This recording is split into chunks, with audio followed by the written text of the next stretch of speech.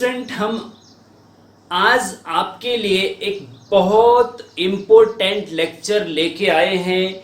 वो है new pattern पर आधारित question paper, model question paper. क्या हुआ है कि पिछले टाइम कोरोना की वजह से जो लॉकडाउन रहा है, उस वजह से पैटर्न में चेंज किया गया है, पैटर्न को थोड़ा सा इजी बनाया गया है, जिससे कि आपको जो कोरोना की वजह से आपका नुकसान हुआ है, प्रॉपर क्लासेस नहीं चल पाई है, आप आसानी से पास हो सको। तो स्टूडेंट ध्यान दीजिए, अभी नहीं तो कभी नहीं, ये लास्ट मौका है आपके पास। बहुत अच्छा अपॉर्चुनिटी है, बहुत अच्छा मौका है। चाहे बैक वाले हो या बिना बैक वाले हो, सबके पास बहुत गोल्डन चांस है। क्योंकि इस बार आप देखेंगे कि पहले 2 मार्क्स के 10 क्वेश्चन करने होते थे, इस बार 20 क्वेश्चन करने हैं। और 20 क्वेश्चन मतलब कि 40 मार्क्स, 2 मार्क्स का 40 मार्क्स हो जाएंगे। तो 40 मार्क्स केवल 2 मार्क्स से ही आपको मिल जाएंगे। बहुत अच्छी अपॉर्चुनिटी है इस बार, जिसकी बैक नहीं निकलेगी, कभी नहीं निकलेगी। ठीक है जी। तो diploma semester exam 2021 new pattern section A हम शुरू कर रहे हैं। Attempt any 10 question out of 25 question, 2 marks का एक क्वेश्चन है, 40 मार्क्स का टोटल हो जाएगा। अगर सेक्शन ए भी आपने अच्छे से अटेम्प्ट कर लिया तो आपके 40 मार्क्स तो सीधे सीधे आ जाएंगे, राइट। तो हम एक ऐसा मॉडल क्वेश्चन पेपर हमने तैयार किया है जिसके आपके एग्जाम में आने की संभावना बहुत ज़्यादा है, 90% से ऊपर है। तो अगर इन क्वेश्चंस को आपने अच्छे से समझ लिया तो आप आसानी से एग्जाम में क्वेश्चन को सॉल्व कर सकते हैं और सही कर सकते हैं। तो maths Guruji and Notiyal channel पे आपका स्वागत है। मैं पिछले 10-11 सालों से एज ए मैथ्स लेक्चरर विभिन्न संस्थानों में मैथमेटिक्स पढ़ाते आ रहा हूं। तो चलिए लेक्चर शुरू करते हैं। तो देखिए student, question number 1, equation of X axis is dash dash dash. इस प्रकार का क्वेश्चन आएगा। ये डैश डैश की जगह क्या आएगा वो आपको भरना होता है, fill in the blank. Equation of X axis is मतलब एक्स अक्ष की समीकरण लिखनी है। यहाँ पे एक्स अक्ष की समीकरण क्या होती है। अब देखो, ये भाई थोड़ा सा डिटेल जानकारी तो आपको होनी चाहिए। और अगर आपको डिटेल जानकारी नहीं है तो प्लेलिस्ट में, मैथ्स गुरुजी एंड नोटियाल के प्लेलिस्ट में अगर आप जाएंगे तो वहां पे आपको स्ट्रेट लाइन का एक प्लेलिस्ट मिलेगा। उसमें हमने 4-5-6 लेक्चर स्ट्रेट लाइन के ऊपर ही बनाए हैं बहुत अच्छे से। उनका डिटेल स्टडी आप कर सकते हैं। हम यहाँ पे आपको ये भी बता रहे हैं कि जो भी क्वेश्चन हम यहाँ पे करवाएंगे उसके सामने नीचे डिस्क्रिप्शन में उसके सामने उसकी प्लेलिस्ट भी दे देंगे, उस यूनिट की प्लेलिस्ट भी दे देंगे, जिससे कि आप डिटेल स्टडी भी कर सको अगर करना चाहे कोई तो। ओके, देखिएगा एक्स एक्सिस और वाई एक्सिस। अब ये एक्स एक्सिस है और ये वाई एक्सिस। वो कह रहा है कि एक्स एक्सिस की समीकरण बताओ। भाई बताइए क्या होता है एक्स एक्सिस की क्वेश्चन। एक्स एक्सिस क्या है? एक लाइन है ना, एक सीधी रेखा है। और जो एक सीधी रेखा होती है उसकी समीकरण क्या होती है? उसकी समीकरण होती है दो चर वाली रैखिक समीकरण। उसकी इस टाइप, हाँ, ax plus B Y plus C equal to 0, 2 चर वाली रैखिक समीकरण के टाइप की होती है। अब सिंपल सी बात, चलो इसको छोड़ो। एक्स एक्स की समीकरण क्या होती है और वाई एक्स की समीकरण क्या होती है, याद कर लो भैया। क्या कर लो? याद कर लो। क्या करेंगे यार? एक्स अक्ष की समीकरण जो होती है y बराबर 0 होती है और वाई अक्ष की समीकरण x बराबर 0 होती है। उल्टा है, जरा ध्यान देखना। हाँ, एक्स अक्ष की समीकरण y बराबर 0, x की जगह y आएगा और y की जगह x आएगा। ध्यान दीजिए, एक्स अक्ष की समीकरण कोई पूछे तो y बराबर 0, बस कुछ नहीं करना आपको, y बराबर 0। और अगर आपसे पूछा जाए कि वो equation of y axis is, तो x बराबर 0, बस उल्टा कर देना। y की पूछे तो x बराबर 0 और x की पूछे तो y बराबर 0, और कुछ नहीं करना। ठीक है, एक्स अक्ष की समीकरण क्या होती है? y बराबर 0, y अक्ष की समीकरण क्या? x बराबर 0। तो यहाँ पे जो आंसर होगा स्टूडेंट वो होगा y बराबर 0, क्योंकि यहाँ एक्स अक्ष की पूछ रहा है। बस ये y बराबर 0 आपने लिख दिया तो 2 मार्क्स का आपका कंफर्म हो गया। ओके, हाँ। बचपन का प्यार मेरा भूल नहीं जाना। देखिए आजकल एक वीडियो भी चल रहा है स्टूडेंट, बहुत वायरल हो गया। बचपन का प्यार मेरा भूल, इस टाइप से चल रहा है। तो कहने का मतलब मेरा ये है, जिस प्रकार से आपको बचपन का प्यार भूला नहीं जाता है, उसी प्रकार से इसको भी नहीं भूलना है आपको। ओके, हाँ। तो क्वेश्चन नंबर 2 देखिए, what is the distance formula between 2 point x1 y1 and x2 y2। मतलब कि 2 बिंदु दे रखे हैं आपको, उनके बीच दूरी सूत्र, डिस्टेंस फॉर्मूला, दूरी सूत्र बताना है कि दूरी सूत्र क्या होता है, डिस्टेंस फॉर्मूला क्या होता है। ये देखिए, ये हमने अंग्रेजी में, इंग्लिश में लिखा हुआ है।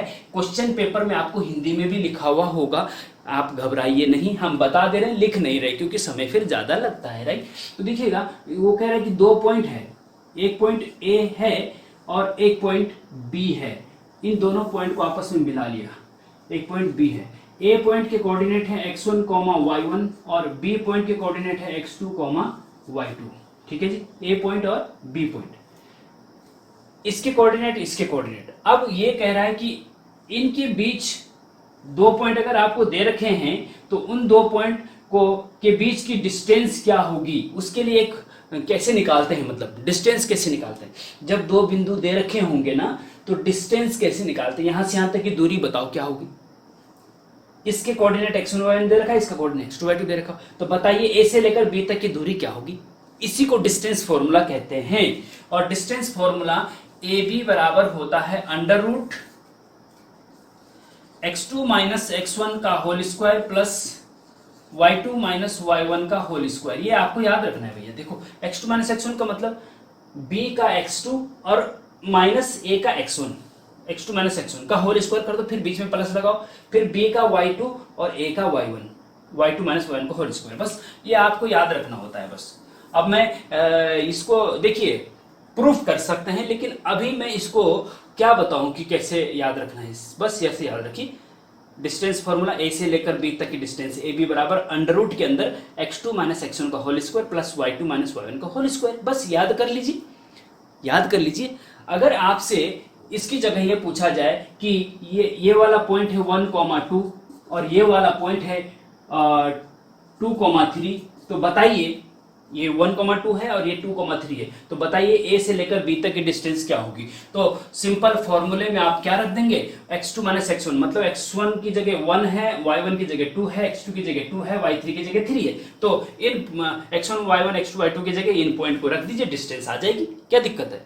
देखो x2 माइनस x1 मतलब 2 माइनस 1 का होल स्क्वायर, देखो 2 माइनस 1 का whole square plus y2 minus y1 मतलब 3 माइनस 2 का होल स्क्वायर। सॉल्व कर लीजिए इसको, क्या दिक्कत आ रही। 2 में से एक गए, एक बचता है, एक का स्क्वायर एक ही होता है, प्लस 3 में से 2 गए, एक बचता है, एक का स्क्वायर एक ही होता है, और ये आपका 1 और 1 2, √2 आपका आंसर आ जाएगा।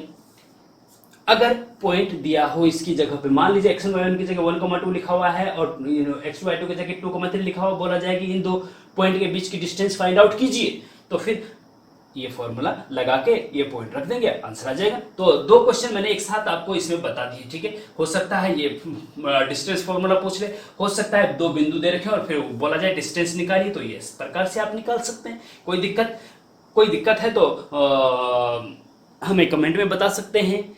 और डिटेल समझना है इसको, डिस्टेंस फॉर्मूला कैसे प्रूफ होता है, कैसे इसको निकाला जाता है, तो स्ट्रेट लाइन की प्लेलिस्ट में जाके आप डिटेल स्टडी कर सकते हैं। तो चलिए नेक्स्ट क्वेश्चन पे चलते हैं। तो क्वेश्चन नंबर 3 देखिए student, find the equation of circle whose centre is 2,3 and radius is 5। Very important है, बहुत बार पूछा जाता है। ऐसे सर्किल की इक्वेशन, देखिए वो कह रहा है कि ऐसे सर्किल की इक्वेशन बताइए जिसका सेंटर 2,3 हो और रेडियस सी से लेकर ए तक की डिस्टेंस आपकी 5 हो।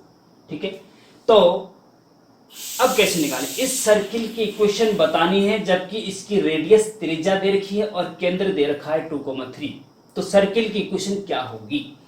तो स्टूडेंट ये आपको पता होना चाहिए। डिटेल स्टडी के लिए आप सर्किल के प्लेलिस्ट में जा सकते हैं, लेकिन यहां पे क्या है कि आपको क्वेश्चन को देखते ही ये पता चल जाना चाहिए कि जब सर्किल का केंद्र और त्रिज्या दे रखी होती है तो इसकी एक इक्वेशन होती है। जब सर्किल का सेंटर और रेडियस दे रखा होता है तो उसकी सर्किल की एक स्टैंडर्ड इक्वेशन होती है, वो होती है क्या, वो पता आपको होनी चाहिए। अगर वो पता नहीं तो फिर क्वेश्चन को नहीं कर सकते आप, राइट। तो वी नो दैट, मैं इसलिए वी नो दैट लिख रहा हूं क्योंकि मुझे पता है, आपको भी पता होना चाहिए। We know that standard equation of circle is x minus H का whole square plus y minus K का whole square is equal to R square. बहुत इंपॉर्टेंट है इक्वेशन 1। ये आपकी स्टैंडर्ड इक्वेशन होती है सर्किल की, जहां h के वेयर h के इज इक्वल टू क्या है, centre, and r is equal to क्या है, रेडियस त्रिज्या है। एक्स और वाई तो फिक्स है भैया, एच कोमा के, यहाँ बीच में माइनस भी फिक्स है। एच और के जो आपका वो सेंटर है और आपका आर जो है यहाँ पे त्रिज्या है। ये अगर आपको पता है तो आप आसानी से इस क्वेश्चन को कर सकते हैं, कोई दिक्कत ही नहीं। अब देखो यहाँ पे गिवन दैट दिया हुआ क्या है, एच कोमा के बराबर दे रखा है आपका 2,3, तो इसका मतलब ये हुआ कि एच की जगह 2 है, के की जगह 3 है, मतलब H is equal to 2, K is equal to 3 and R is equal to क्या होगा, देखो आर, हाँ आर दे रखा है 5, त्रिज्या, आर त्रिज्या होती है, ठीक है जी। तो H 2 है, K 3 है और R 5 है। इक्वेशन 1 में रख दो इन सबको, आंसर आ जाएगा x माइनस एच की जगह क्या रखेंगे 2 का स्क्वायर प्लस y माइनस के मतलब 3 का स्क्वायर बराबर R मतलब 5 का स्क्वायर। इसको सॉल्व करना है तो सॉल्व कर दो, और चाहो तो आप यहीं पे भी छोड़ सकते हैं। 2 मार्क्स का क्वेश्चन है, आपको 2 मार्क्स आसानी से मिल जाएंगे। चाहो तो आप सॉल्व कर सकते हैं, इसका होल स्क्वायर खोलिए, इसका होल स्क्वायर खोलिए और 5 का स्क्वायर 25 कर दीजिए। सॉल्व कर थोड़ा इधर उधर करके आपका जनरल इक्वेशन बन जाएगी वो थोड़ा सा ना। ये स्टैंडर्ड इक्वेशन है, वो जनरल इक्वेशन है। जनरल इक्वेशन सर्किल की होती है stand X square plus Y square plus 2gx plus 2fy plus c is equal to 0। ये भी आपको याद रखनी है।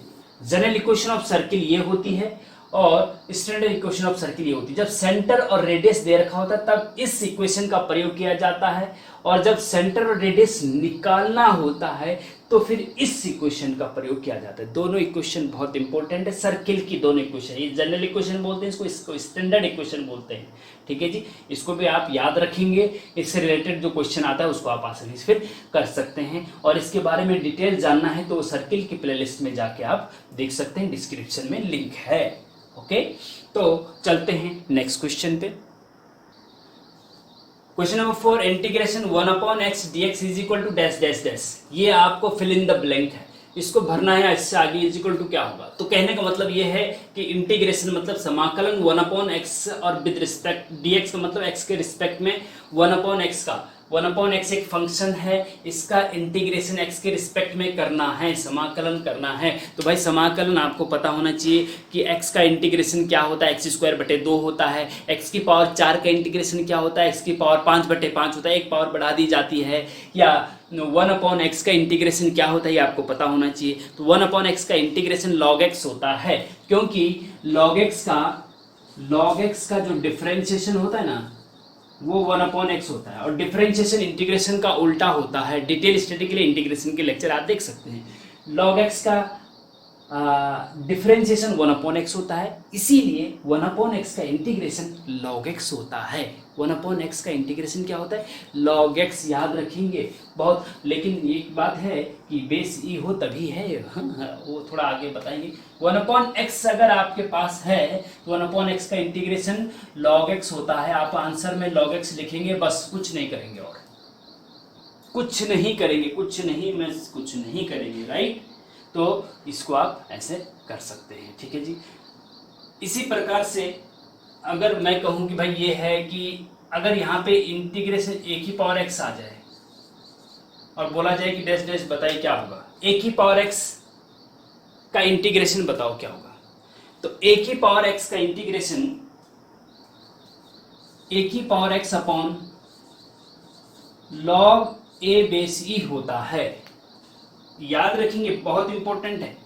a⁴x हाँ, अगर a⁴x का इंटीग्रेशन आ जाए, भाई कुछ भी आ सकता है ना, थोड़ा आसपास तो आ ही सकता है। मैं सारे इंपॉर्टेंट बता रहा हूं, लेकिन थोड़ा बहुत आसपास 1-2 क्वेश्चन फिसल सकते हैं। ज्यादातर चांस उन्हीं के जो मैं यहाँ पे बता रहा हूँ, ज्यादातर चांस उन्हीं के आने के हैं। a⁴x का इंटीग्रेशन a⁴x होता है, लेकिन a⁴x का a⁴x ही नहीं होता है, बल्कि बटे में log a बेस ई आता है। बटे में log a base E, base में ई ही रहेगा, ध्यान रखना इस चीज का। हाँ, अगर a की जगह e रख दिया जाए तो a⁴x बटे log e बेस ई, और जब ये सेम होते हैं तो इसका मान 1 हो जाता है, इसीलिए a⁴x ही बचता है जी, ठीक है जी। तो इसका घबराने वाली बात नहीं है, ये बहुत इंपॉर्टेंट है। ए की पावर एक्स का इंटीग्रेशन भी पूछा जा सकता है, तो वो हो जाएगा ए की पावर एक्स बटे लॉग ए बेस सी। याद रखना इसको, बस कुछ नहीं करना, याद रखना। नेक्स्ट क्वेश्चन देखिए, इसमें find the value of gamma 7/2। ये गामा का साइन है, राइट, गामा 7/2। गामा फंक्शन आपने पढ़ा होगा, इसका डिटेल लेक्चर हम ऑलरेडी अपलोड कर चुके हैं, बहुत अच्छे से हमने उसको बनाया है, उसको भी आप देख लीजिए अगर वो देखा नहीं है तो। गामा 7/2 को कैसे सॉल्व करेंगे देखिएगा, बहुत इंपॉर्टेंट है। कई आप लोग गलतियां भी कर देते हैं इसको सॉल्व करते समय। गामा 7/2 इज इक्वल टू क्या होता है, इसकी वैल्यू फाइंड करनी है हमको। तो हम क्या करते हैं, सरल तरीका मैं बताऊं आपको। 7/2 में से 1 घटा दीजिए। 7/2 में से अगर 1 घटाएंगे तो आपको 5/2 मिलेगा। तो 1 घटाने के बाद जो आता है ना, उसको यहाँ पे लिखो 5/2 और उसी को फिर गामा के अंदर भी लिख दो। ये होता है इसका मान, बस। लेकिन गामा कंप्लीट हमें खत्म करना है, थोड़ा ध्यान से देखिएगा। 7/2 गामा 7/2 का मान निकालना है, तो 1 कम करके जो आता है उसको यहां लिखो और उसी को फिर गामा के अंदर भी लिखो। याद रखेंगे मेरे एक एक पॉइंट पे, एक एक बात पे ध्यान दीजिए, एक एक सेंटेंस पे ध्यान दीजिए, ठीक है। इसको फिर और आगे बढ़ाएं अगर, तो 5/2 अपनी जगह इंटू जो 5/2 है, फिर से इसको गामा के अंदर है ना, तो इसको 1 कम करके क्या आ जाएगा, 1 कम करेंगे तो 3/2 आएगा। 3/2 आएगा और उसी को गामा के अंदर भी लिख दो, ठीक है। ध्यान दीजिए, बहुत इंपॉर्टेंट है। फिर 5/2 इंटू 3/2 इंटू, अब गामा के अंदर क्या है, 3/2 है। फिर 1 कम करके, जो गामा के अंदर होता है ना, उसको 1 कम करके लिखा जाता है। 3/2 का 1 कम करेंगे तो 1/2 और उसी को गामा के अंदर भी लिखा जाता है, ठीक है जी। अच्छा, अब ध्यान दीजिए, 5/2 इंटू 3/2 इंटू 1/2 इंटू गामा 1/2 का मान √π होता है। याद रखेंगे, गामा 1/2, उसके बाद 1 कम नहीं करेंगे। जैसे ही गामा 1/2 आ जाए उसका मान √π रख सकते हैं। गामा 1/2 का मान √π होता है, याद रखेंगे, बहुत इंपॉर्टेंट है ये। डायरेक्ट ये भी पूछा जाता है गामा 1/2 की वैल्यू, यहाँ तो पूछा गया गामा 7/2 का मान निकालो, लेकिन ये भी पूछा जा सकता है गामा 1/2 का मान निकालो, तो क्या लिखेंगे, √π लिख देंगे, आंसर आ जाएगा, बस कोई दिक्कत नहीं, ठीक है जी। अच्छा, इसको सॉल्व कर लीजिए। 5 3 15 बटे 2 दूना 4 दूना 8 इंटू √π, तो 15 √π बटे 8 आपका आंसर आ जाएगा। तो इसी प्रकार से आप गामा 5/2 का मान निकाल के हमें बताइए जरा कमेंट में। और साथ में मैं आपको ये भी बता दूं कि गामा 1 की वैल्यू 1 होती है, गामा 1 की वैल्यू 0 होती है और गामा 0 की वैल्यू इनफाइनाइट होती है। और दूसरा गामा 5 का मान भी आप मुझे बताइए, ये दोनों आप मुझे बताइए कमेंट में, राइट। सॉरी, गामा 1 की वैल्यू 0 नहीं होती है, गामा 1 की वैल्यू 1 होती है, राइट।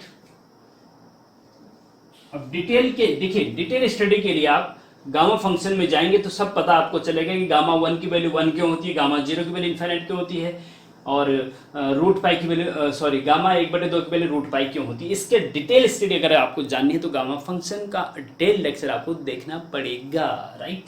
इंटीग्रेशन, डेफिनेट इंटीग्रेशन में वो आपको मिल जाएगा प्लेलिस्ट में, राइट। हाँ, question number 6, right the order and degree of the given differential equation x d2y/dx² की होल पावर 3 प्लस dy/dx की होल पावर 4 प्लस y² 0। ये डिफरेंशियल इक्वेशन, अवकल समीकरण आपको दे रखी है, इसका ऑर्डर और डिग्री निकालना है। हिंदी में ऑर्डर को कोटि बोलते हैं और डिग्री को, ऑर्डर को कोटि और डिग्री को घात बोलते हैं, ठीक है जी। तो इस अवकल समीकरण कोटि और घात बतानी है क्या है, तो ऑर्डर बताइए, इसका ऑर्डर क्या है और इसकी डिग्री क्या है, ठीक है जी। अब डिटेल स्टडी हम बता चुके हैं, डिफरेंशियल इक्वेशन के प्लेलिस्ट में आप जाके वहां देख सकते हैं।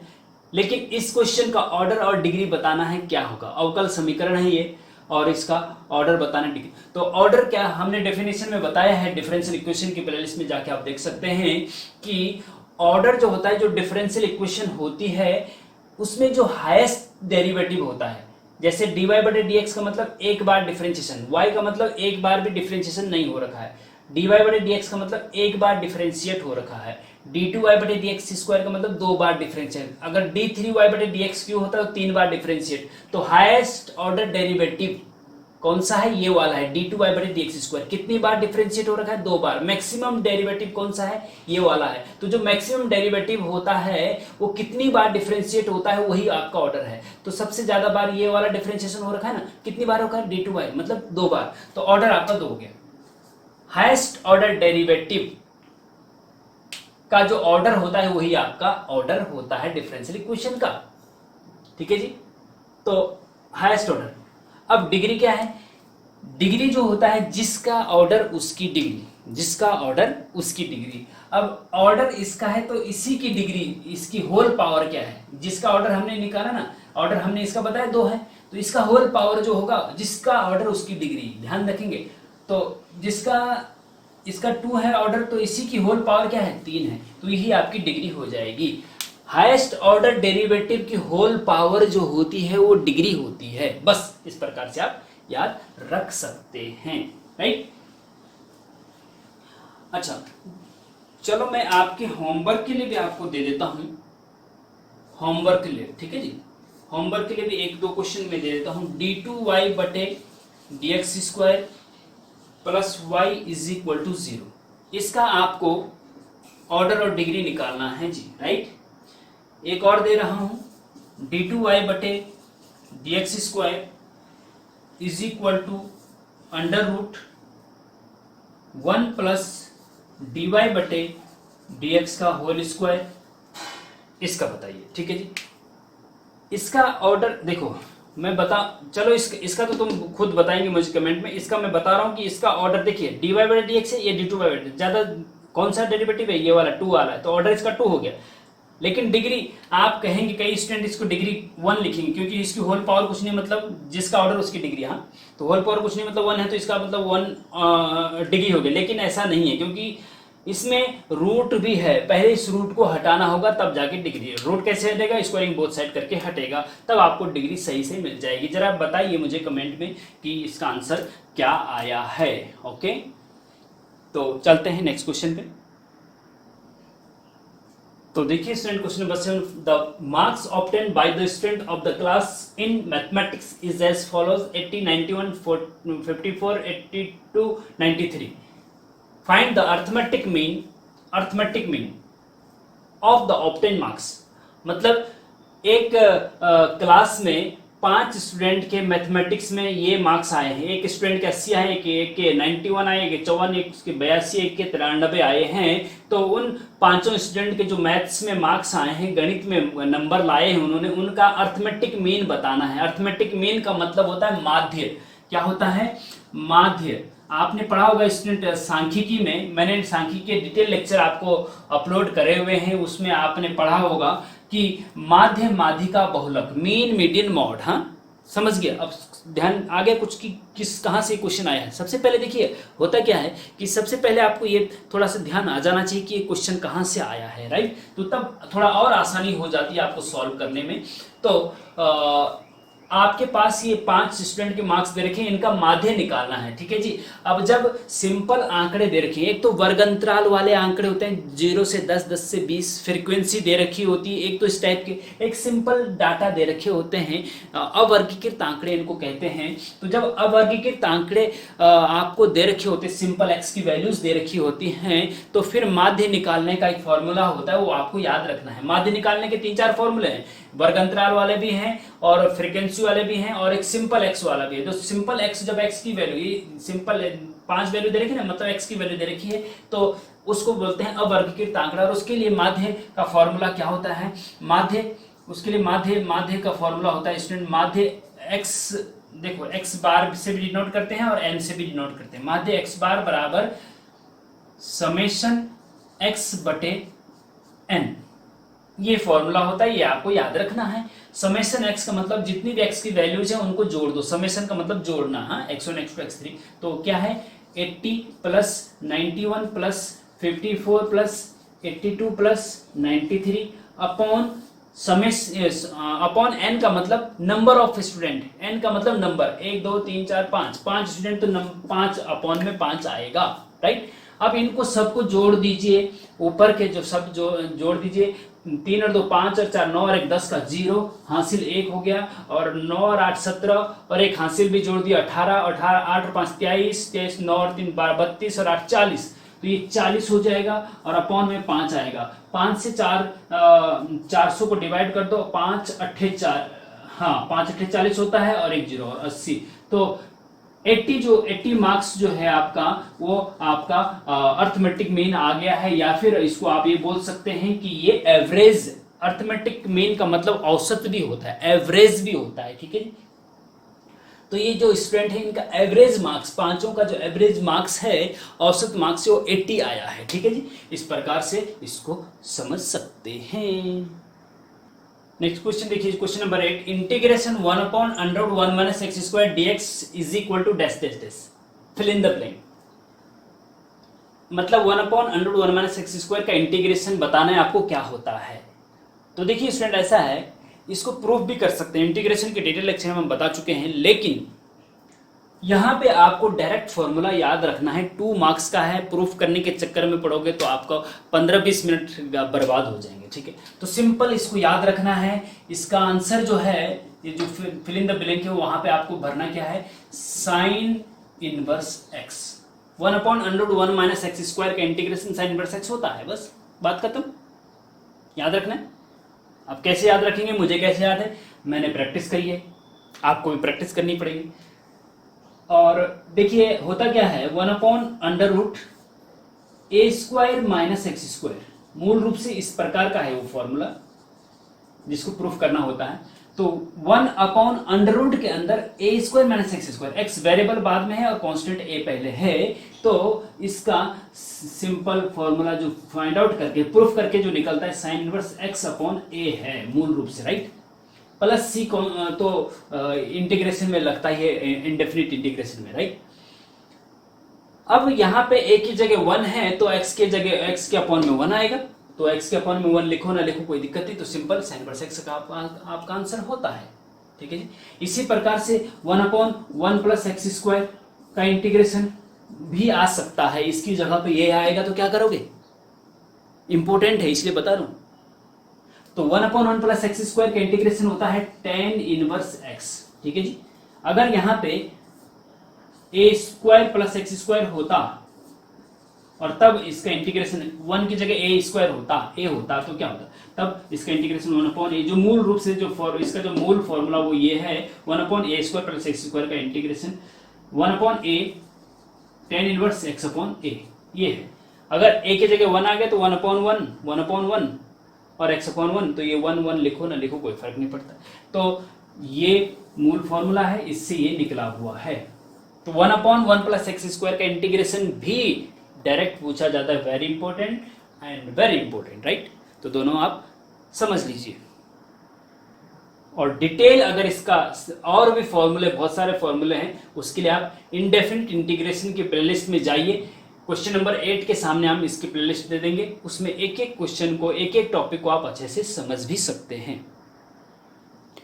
देखिए question number 9, eccentricity of parabola E is equal to dash dash dash, क्या आएगा, E इज इक्वल टू, देखो एसेंट्रिसिटी मतलब हिंदी में उत्केंद्रता, पैराबोला मतलब परवलय, परवलय की उत्केंद्रता बताओ। कुल मिला के बात यह है कि परवलय की उत्केंद्रता, देखिए उत्केंद्रता को E से डिनोट करते हैं, एसेंट्रिसिटी को E से डिनोट करते हैं, तो परवलय की उत्केंद्रता कितनी होती है ये आपको याद होना चाहिए डायरेक्ट। पैराबोला की डिटेल स्टडी हम बता चुके हैं, उसके इस क्वेश्चन के आगे इसके प्लेलिस्ट दे देंगे, वहां पे आप जाके देख सकते हैं। लेकिन इसमें आपको डायरेक्ट याद रखना है कि परवलय की जो उत्केंद्रता होती है E = 1 होती है, बस आंसर 1 है इसका, बस कुछ नहीं, आंसर क्या है इसका 1 है बस। लेकिन अगर मान लीजिए हाइपरबोला पूछा जाता है, हाँ?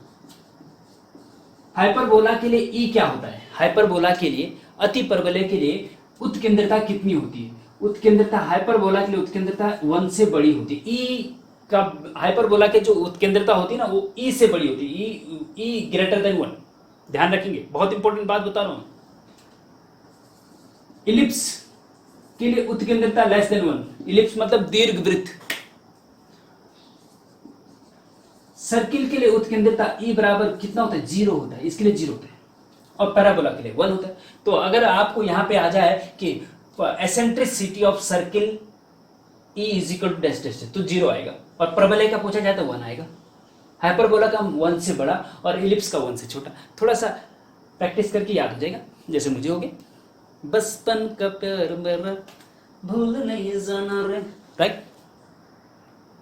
नेक्स्ट क्वेश्चन देखिए student, question number 10, condition of perpendicularity of two lines is, दो लाइन अगर एक दूसरे के परपेंडिकुलर है, एक लाइन ये है L1 लाइन और एक ये लाइन है L2 लाइन, और उन दोनों के बीच 90 डिग्री का कोण बन रहा है, तो इसका मतलब ये एक दूसरे के परपेंडिकुलर है। तो जब दो लाइन एक दूसरे के परपेंडिकुलर होती है तो उनके उसके लिए एक कंडीशन होती है, उसके लिए कंडीशन क्या होती है वो आपको बतानी है, ठीक है जी। तो उसके लिए कंडीशन ये होती है, अगर इस लाइन का स्लोप, स्लोप मतलब ढाल M1 है और L2 लाइन का स्लोप M2 है, तो उन दोनों का मल्टीप्लाई M1 इंटू M2 बराबर -1 होता है। बस ये याद रखना है आपको। दो लाइन, इस लाइन का स्लोप M1 है, इस लाइन का स्लोप M2 है, और अगर ये एक दूसरे के परपेंडिकुलर है तो उनके स्लोप का मल्टीप्लाई हमेशा -1 के बराबर होता है। उनके स्लोप का मल्टीप्लाई, ढाल का मल्टीप्लाई हमेशा -1 के बराबर होता है। M1 इंटू M2 बराबर -1, बस, ठीक है जी। याद रखेंगे इसको, बहुत इंपॉर्टेंट है, बहुत इंपॉर्टेंट है। और इसी प्रकार से मान लीजिए condition of parallel of two lines, अगर दो लाइन पैरेलल है आपस में, और ये L1 लाइन है, ये L2 लाइन है, और पैरेलल है M1 और ये इसकी M2, इसका ढाल M1 है, इसकी M2 है, तो जब दो लाइन पैरेलल होती ना, उसके लिए कंडीशन पता क्या होती है, उसके लिए होती है M1 बराबर M2, क्योंकि भाई जब पैरेलल है तो ढाल दोनों की सेम है, ये भी उसी ढाल पे, ये भी उसी ढाल पे, तो दोनों की ढाल जो है होती है ना वो बराबर होती है। M1 is equal to M2, parallel की condition M1 is equal to M2 है, परपेंडिकुलर की कंडीशन M1 इंटू M2 बराबर -1 है। ये ज्यादा इंपॉर्टेंट है, याद रखना। इसको भी याद रखेंगे तो बहुत अच्छा होगा, है ना। इसको भी याद रखेंगे तो बहुत अच्छा एहसान होगा आपका हमारे ऊपर। तो प्यारे बच्चों, ऐसा है, क्वेश्चन नंबर 10 तक हम कर चुके हैं।